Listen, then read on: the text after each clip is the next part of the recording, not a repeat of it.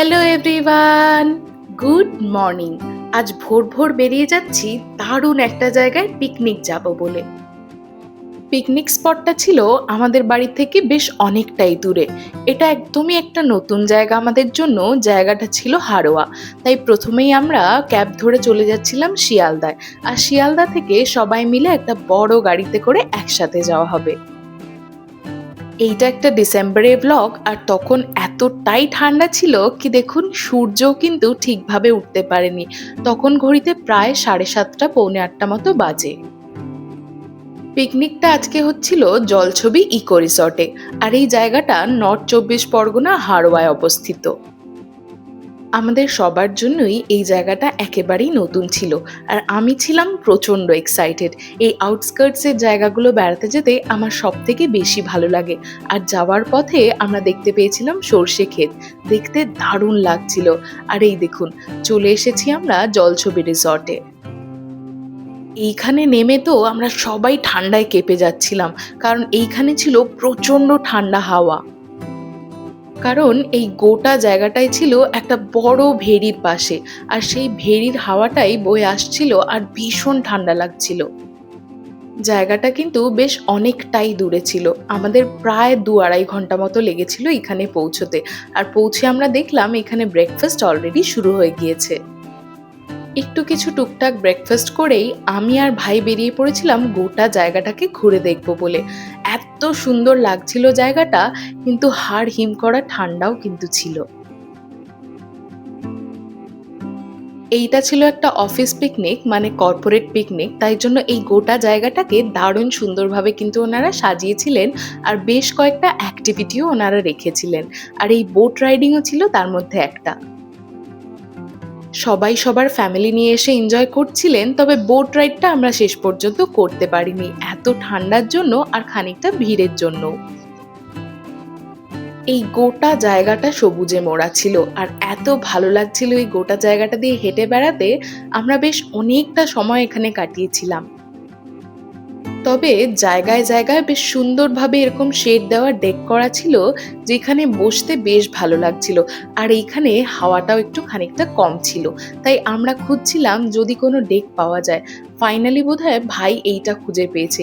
এইটা একটু ফাঁকা ছিল, নাহলে বাকি সব ডেকগুলোতেই কেউ না কেউ ছিল আর তারা তাদের ফ্যামিলি নিয়ে এনজয় করছিল। সেটা দেখতেও কিন্তু আমার বেশ ভালো লাগছিল। আমার মনটা কিন্তু বেশ খুশি খুশি হয়ে গেছিল, কারণ গোটা জায়গাটা যেহেতু সবুজে মোড়া ছিল, এখানে ছবি আর ভিডিও কিন্তু অসাধারণ আসছিল। আমি আসলে একটু ছবি তুলতে ভালোবাসি। আমি আর ভাই মন ভরে ছবি তোলার পর মাকে ডেকে নিয়েছিলাম। আর আরেকজন আন্টিও এসেছিলেন, ওনাদেরকেও ভাই ছবি তুলে দিচ্ছিল। গোটা জায়গাটাই ছিল ভীষণভাবে ফটোজেনিক। তাই আমরা বুঝে উঠতে পারছিলাম না কোন জায়গাটা ছেড়ে কোন জায়গাটাতে গিয়ে ছবি তুললে ভালো হয়। এই গোটা জায়গাটায় বিভিন্ন রকমের গাছ ছিল। অনেকগুলো গাছ তো আমরা চিনতেও পারছিলাম না। তবে গোটা জায়গাটাকে ঘুরে দেখতে আর গাছগুলো একে একে দেখতে আমাদের বেশ ভালো লাগছিল। এই দেখুন, আপনাদেরকে বলছিলাম না এই গোটা জায়গাটাই একটা বড় ভেড়ির পাশে অবস্থিত। এই দেখুন সেই ভেড়িটা কত বড় জায়গা জুড়ে। আর এইখানটায় আরো প্রচন্ড হাওয়া দিচ্ছিল।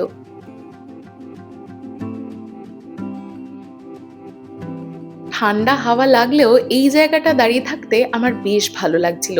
তারপরে বাবা ফোন করে আমাদের ডাকলো যে বাবার কয়েকটা ভালো ভালো ছবি তুলে দেওয়ার জন্য। তাই আমরা এগিয়ে সেই দিকেই যাচ্ছিলাম। এইখানে যেহেতু অনেক গাছ ছিল, তার সঙ্গে সঙ্গে অনেক রকমের পাখিও ছিল। সেইগুলোকেও আমি খুঁজে দেখার চেষ্টা করছিলাম। আর বেশ ভালো লাগছিল অ্যাম্বিয়েন্সটা।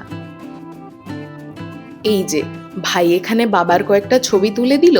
তারপর ভাই আর আমি একটু বাইরের গ্রামটা এক্সপ্লোর করতে বেরোলাম। তবে খুব একটা বেশি দূর যেতে পারিনি, কারণ বাবা বলছিল এইখানে যেহেতু আমরা কিছু চিনি না, খুব একটা বেশি দূর না যেতে। তার জন্য আমরা খুব একটা দূর যাইনি, কাছাকাছি কিছুটা গিয়ে চলে এসেছিলাম।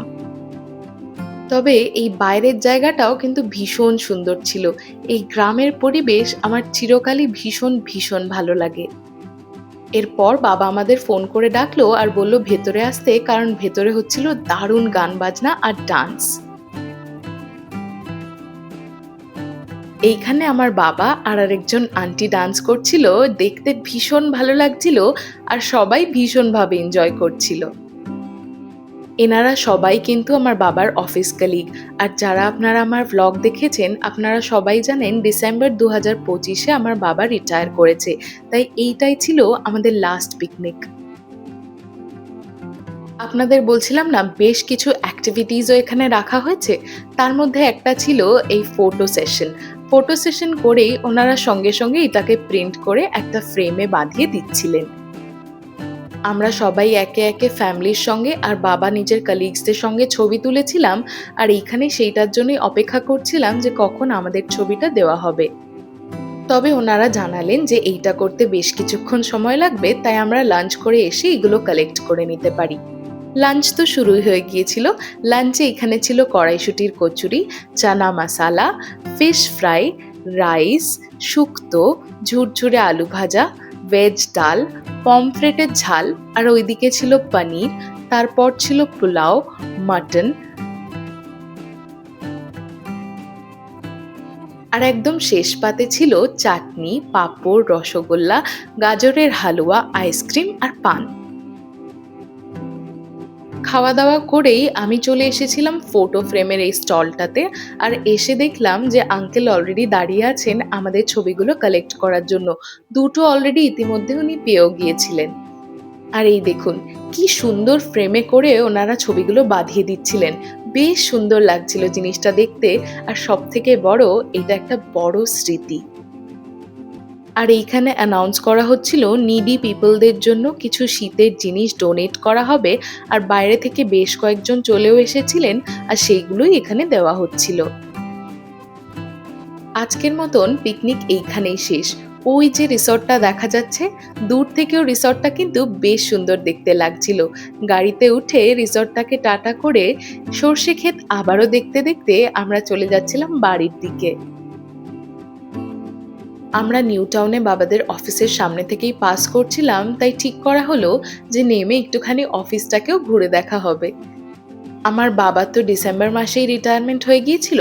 আর আরেকজন যিনি আঙ্কেল ছিলেন, ওনার রিটায়ারমেন্ট ছিল ফেব্রুয়ারি 2026-এ।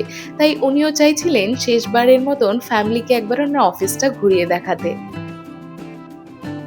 আমরা তো এর আগে অনেকবার বাবার অফিসে এসেছি, মাও এসেছে বেশ কয়েকবার। তবে আরেকজন যিনি আন্টি ছিলেন, উনি একবারও কোনোদিনও আসেননি। তাই ওনাকেই গোটা জায়গাটা ঘুরিয়ে দেখা হচ্ছিল। আর আমরাও খানিকটা মন ভরে শেষবারের মতন বাবার অফিসটাকে দেখে নিচ্ছিলাম। আর আমি জানি বাবাও এটাকে খুব মন ভরে দেখে নিচ্ছিল, কারণ বাবার ছিল এইটাই লাস্ট মান্থ। আর বাবা ওইদিকে দেখাচ্ছিল এই ডিসেম্বর মান্থে যারা যারা রিটায়ার করছেন তাদের ছবি সহ একটা ফেয়ারওয়েল নোট দিয়ে এই গোটা মান্থটা এইখানে ডিসপ্লে করা হবে। এইটা সবসময় এখানে হয়, তাই বাবা সহ আরো 3জন রিটায়ার করছিলেন, তাদেরও ছবি এখানে ছিল। অফিসটাকে ঘুরে দেখার পর আমরা বাইরে এসেছিলাম এই গার্ডেনটাকে দেখতে। এত সুন্দরভাবে ফুলগুলো মেনটেন করা। আর এই দেখুন কি সুন্দর ফুল দিয়ে এখানে কোল ইন্ডিয়া লেখা। ভীষণ ভালো লাগছিল। আর ভাই এখানে বাবাদের শেষবারের মতন ছবি তুলে দিচ্ছিল। বাবা তো অলরেডি রিটায়ার হয়ে গিয়েছে, তবে এই যে আমি এই প্রত্যেকটা দিনের ভিডিওগুলো তুলে রেখেছি, আমি জানি এইগুলো বাবা যখনই ফিউচারে দেখবে বাবার বেশ ভালো লাগবে। আর এই গোটা দিনের স্মৃতিচারণটাও বাবা করতে পারবে। আমার বেশ ভালো লাগছিল বাবার জন্য স্পেশালি এই ভিডিওগুলো তুলতে। আর এই যে এই গোটা ডিসেম্বর মাস জুড়ে নিউ টাউন কিন্তু এরম সুন্দরভাবেই সাজানো থাকে। চলে এসেছি আমরা বাড়িতে। আর এই দেখুন ফটোগুলো কি সুন্দরভাবে ওনারা ফ্রেম করে দিয়েছেন। এইগুলোই আমার মনে হয় আসল স্মৃতি। আজ তাহলে আসি, আবার আসবো নতুন আরেকটা ব্লগ নিয়ে। টাটা।